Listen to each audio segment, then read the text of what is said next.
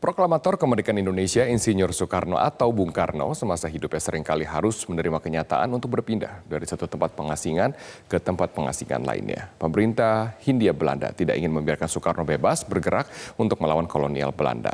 Pada tahun 1934, Bung Karno diasingkan ke kota Ende di Pulau Flores, Nusa Tenggara Timur. Dan di kota Ende inilah sang proklamator menemukan rumusan butir-butir Pancasila. Dan berikut kita saksikan liputannya.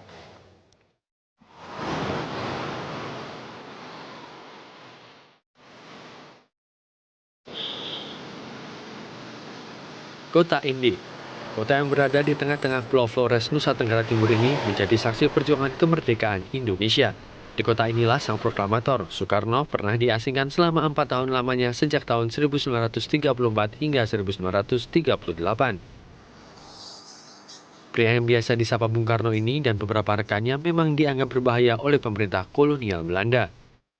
Hal inilah yang membuat Gubernur Jenderal Pemerintah Kolonial Belanda De Jong mengasingkan Soekarno beserta istrinya Inggit Garnasi, anak angkatnya Ratna Juwami, serta mertuanya Ibu Amsi ke Ende Flores. Dengan menumpang kapal barang KM Van Riebeeck yang bertolak dari pelabuhan Surabaya, Bung Karno dan keluarga diasingkan ke Ende. Selama masa pengasingannya di Ende, Bung Karno menempati rumah sahabatnya yang bernama Abdullah Ambuwawu. Rumah yang kini menjadi cagar budaya ini terletak di Jalan Prawira, Kelurahan Kota Raja, Ende Utara. Untuk menuju situs rumah pengasingan Bung Karno ini tidaklah sulit. Letaknya persis berada di tengah kota Ende dan berjarak hanya sekitar 2 km dari Bandar Udara Haji Hasan Aru Busman, Ende. Di rumah ini banyak tersimpan sejarah pemikiran serta karya seni yang dibuat sendiri oleh Bung Karno. Di ruangan depan rumah, pengunjung akan menemukan sebuah lukisan berjudul Pura Bali yang dilukis sendiri oleh Bung Karno.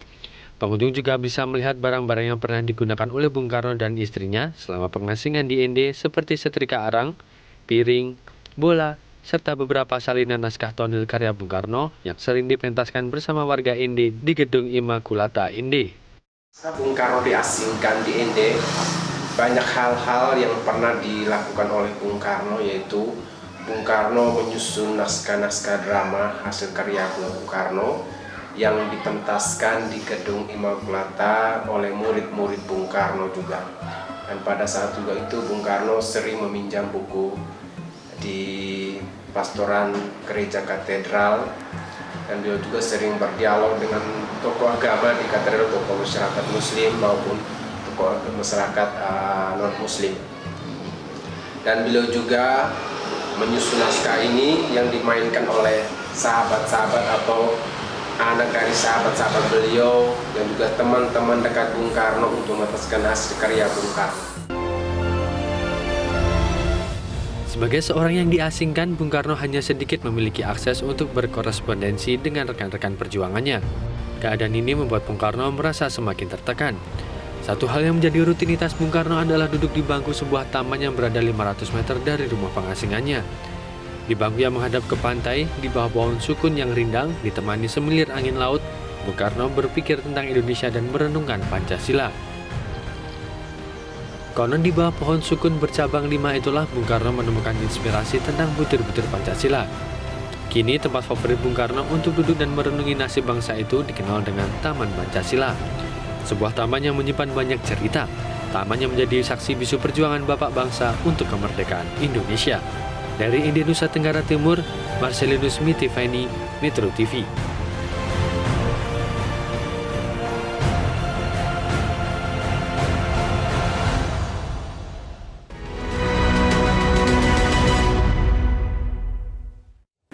Nah, jangan lupa untuk subscribe YouTube channel Metro TV News dan juga nyalakan notifikasinya.